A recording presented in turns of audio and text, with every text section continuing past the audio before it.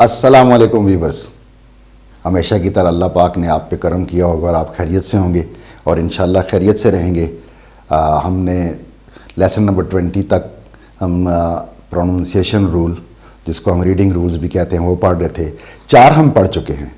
आज हमारा 5वां है और मोस्ट इम्पॉर्टेंट ये प्रोनाउंसिएशन रूल है।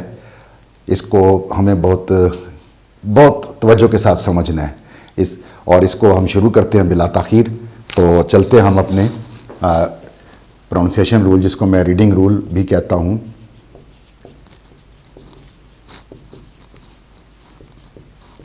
Reading rule of Korean language. Number 5 आ गया है नेज़लाइजेशन रूल।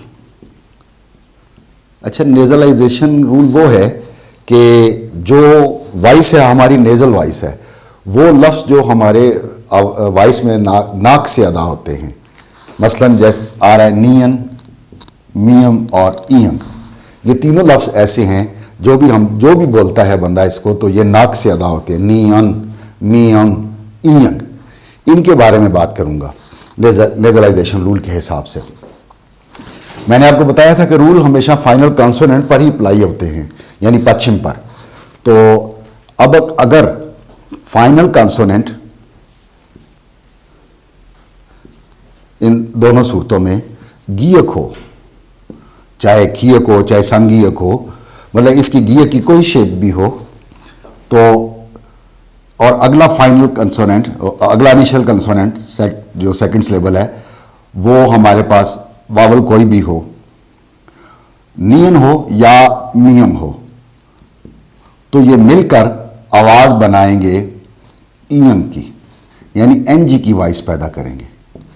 एनजी की वॉइस पैदा करेंगे ये, कि फाइनल कॉन्सोनेंट में अगर गीयक हो और आगे इनिशियल कॉन्सोनेंट नियन या मियम हो, तो ये आपस में मिलकर ईयन की आवाज़ पर, न गीयक नहीं पढ़ा जाएगा बल्कि ईयन पढ़ा जाएगा। अगले हमने जितने रूल पढ़े थे, फाइनल कॉन्सोनेंट नहीं, अगला कॉन्सोनेंट अपनी वॉइस चेंज करता था। लेकिन नेज़लाइजेशन रूल में ऐसा है कि जो फाइनल कॉन्सोनेंट है उसकी आवाज़ चेंज हो जाएगी। यहाँ पर फाइनल कॉन्सोनेंट बदल जाएगा, अगला नियन मियम जो भी होगा वो नहीं बदलेगा। एग्जाम्पल में हम कर सकते हैं, मसलन हम कोरिया का नाम लेते हैं, हनगुक कोरिया, हनगुक कोरिया। तो इसका जो तलफ़ुज़ बनेगा जब हम अदा करेंगे, आपने अक्सर सुना हो जब स्पेशली कोरियन के मुंह से, तो इसको हनगुक नहीं कहते, वो इसको कहते हैं हंगुक, हंगुक। तो ये जो गीयक था ये ईयन पढ़ा जा रहा है, गीयक जो था ये ईयन पढ़ा जा रहा है। तो हंगुक, हंगुक, नॉट हनगुक, हंगुक। एक एग्जांपल और ले लेंगे।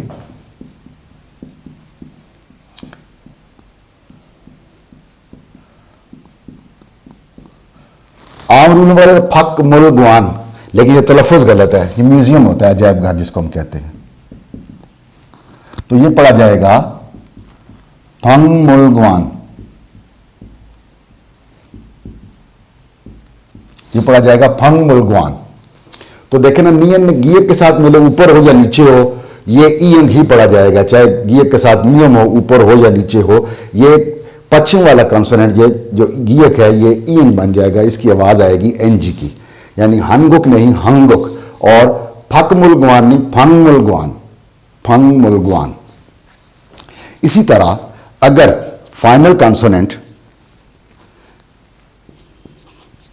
आपके पास बीएफ हो या पीएफ हो और एज इट इज अगला कॉन्सोनेंट नियन या मियम हो, तो ये आवाज़ बनाएंगे सिर्फ और सिर्फ मियम की, यानी एम की वॉइस पैदा करेंगे।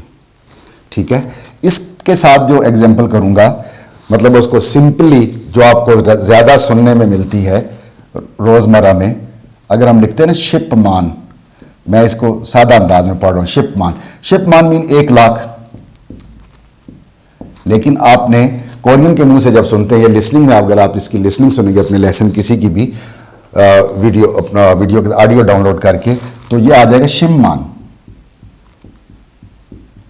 इसको प्रोनाउंसिएशन में तलफ़ुज़ में शिपमान नहीं कहते, शिममान, शिममान। इसी तरह पीएफ के साथ भी एक ले लेते हैं,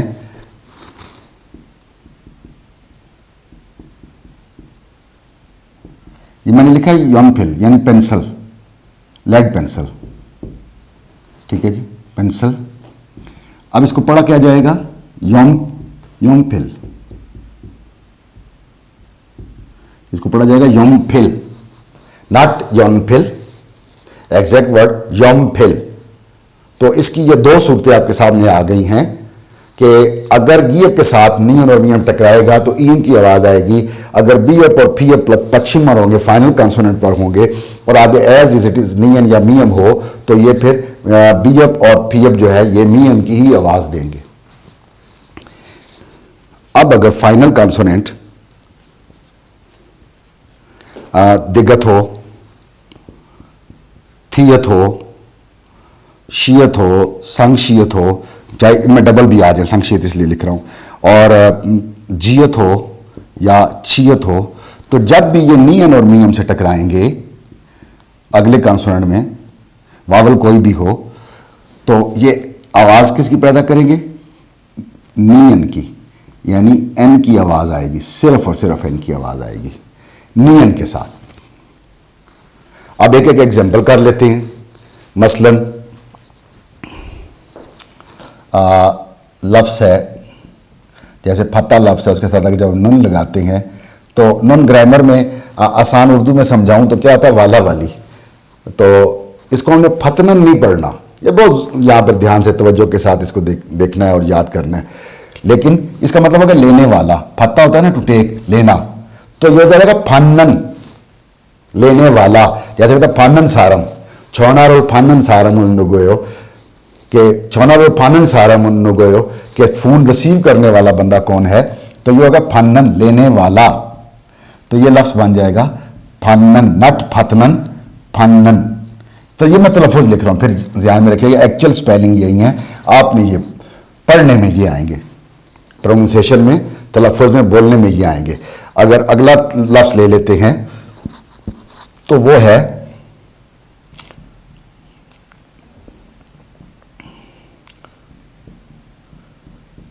ये होता है ख़त्म एंड फिनिश।